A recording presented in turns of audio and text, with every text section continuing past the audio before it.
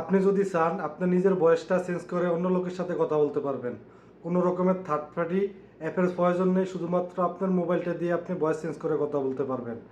তো কিভাবে করবেন আসলে আপনাদেরকে আজকে দেখিয়ে দিচ্ছি। তো গাইস, প্রথমে আমাদের সেটিং অপশনে আসতে হবে। এখানে আসার পরে একটু স্ক্রল করে নিচে আসবেন। নিচে আসার পরে আপনারা দেখতে পারবেন সাউন্ড অ্যান্ড ভাইব্রেশন, এখানে টাচ করে দিবেন। টাচ করার পরে একটু নিচে আসবেন। নিচে আসার পরে আপনারা দেখতে পারবেন যে সাউন্ড কোয়ালিটি অ্যান্ড ইফেক্ট, এই অপশনে যাবেন। যাওয়ার পরে ডাইরেক্ট নিচে আসবেন। আসার পরে যে অ্যাডাপ্ট সাউন্ড, এই অপশনে যাবেন।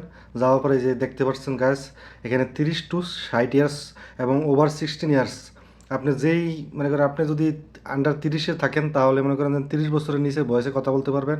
আপনি যদি 30 থেকে 60 বছরে এর ভিতরে কথা বলতে পারবেন। আবার 60 বছরের উপরে আপনি তাও ভয়েস চেঞ্জ করে কথা বলতে পারবেন।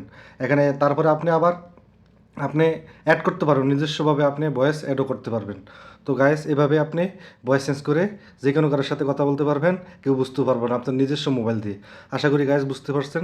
তো ভিডিওটা ভালো লাগলে পাশে থাকবেন। ধন্যবাদ।